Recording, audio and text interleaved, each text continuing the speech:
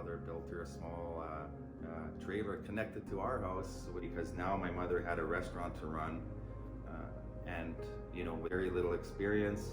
So she went full-time into managing the restaurant, and because my grandmother now all of a sudden was going to help my mother raise her children.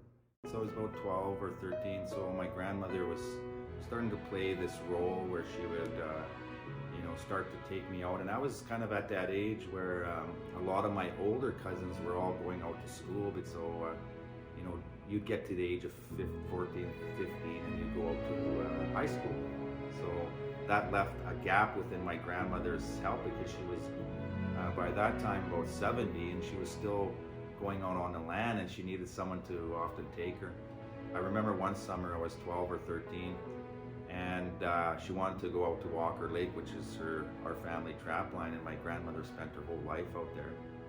None of her sons or her boys would say anything because it was my grandmother's way. She just wanted to go and she wanted to teach her grandchildren. And I was at that age where I can operate a small boat, but she trusted me to operate the boat, navigate through the waters, which was, now I reflect back, I find that so amazing.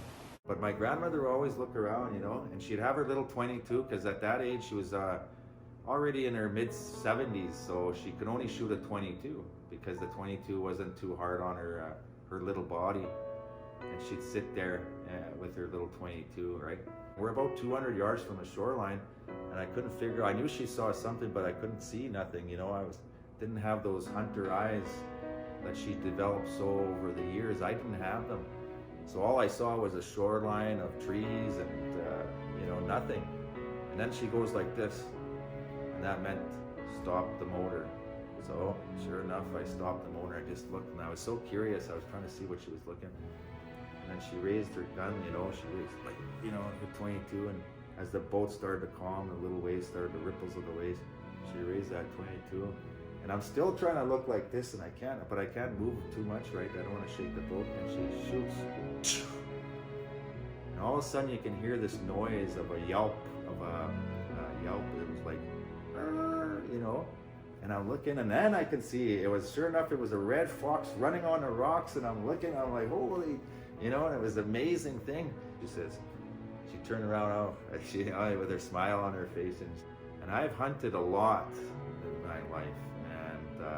I have a pretty good shot, but now I'm my mid-40s. I use a scope, And my grandmother had a 200-yard shot in a canoe that was still slowing down from moving, with open sights of a 22.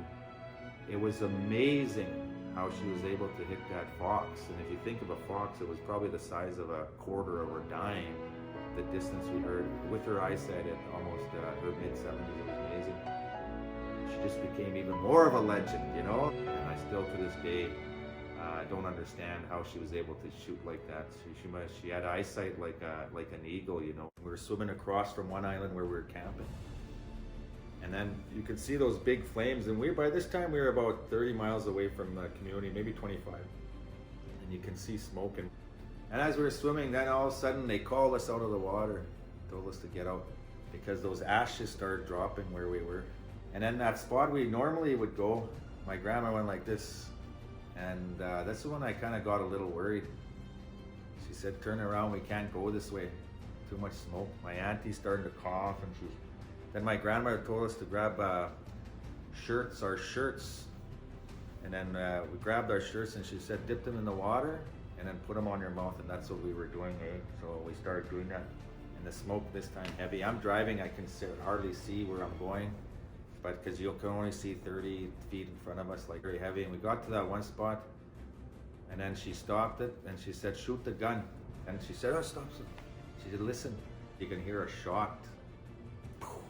Because it was meant that there was other people over there. So we started going to where that shot, and it was my cousins, Keith McLeod and Carl McLeod, and they were part of the fire rescue team. And it was the best sight, I can tell you, when we saw them. They were on a big boat too.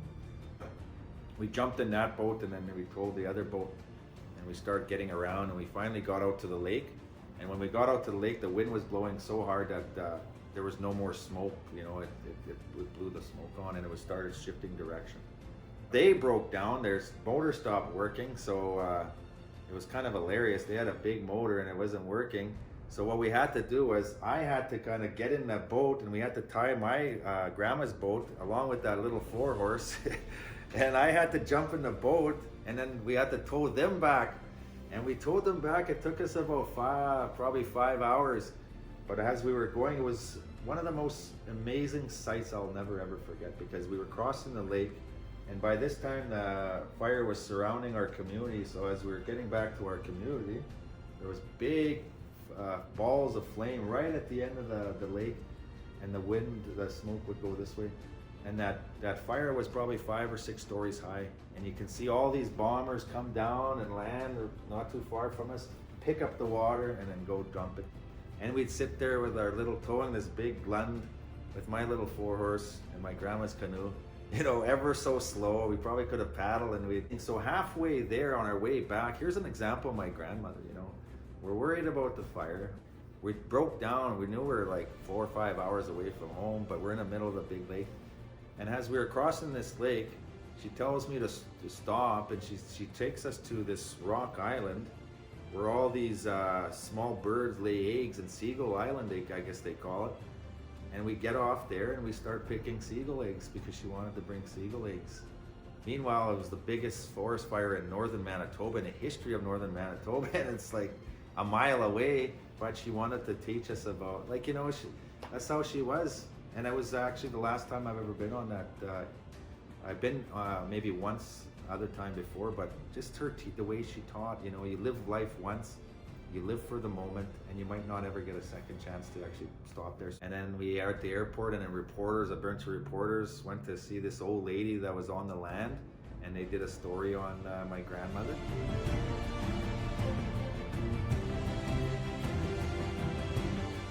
And that when a forest fire happens, new growth will come after that. And that's what's her teaching on a forest fire. Even though it was awful, because she lost her cabin, it burnt down, all their family, our whole trap line was gone. She knew there was going to be no animals, but she had a different view of it. She knew it was going to be good for younger people or her grandchildren later on, that it was going to be a beautiful forest, and it was going to have lots of animals. And the wolverine is one of the most fiercest animals in the north. It's strong. Small, but it's strong. It's nothing but, you know, it's very smart. And the trappers will always talk about the wolverine. And she's killed a few of these in her time. So just like in our trapping, you know, our indigenous ways of knowing, we have a way of crediting a certain skill that takes a long time to learn. And it starts at a young child, and a young child's taught certain things, taught how to navigate, and then taught other skills. And it's through these observational learnings you develop your own skill. But in a trapping lifestyle, you know, you start with the smaller animals, and then when you get good, you start to get the predators, like the wolverine or like the wolf.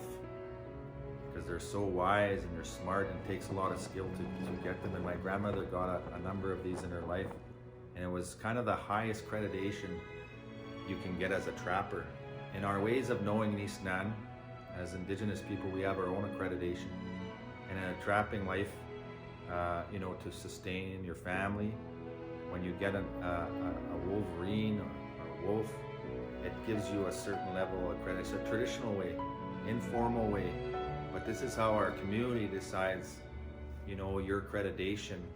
And this is why we're always connected to our communities, making sure we're looking after them, you know, making sure they have access to traditional foods, making sure they have someone there to listen to. Because when we do that, I mean, it's almost full circle, because our elders are already getting to the point where they're, you know, thinking about their journey, but also they have so much to give back. And I think we need to always ensure that we're creating that space for elders to share and to play a part in everything that we do.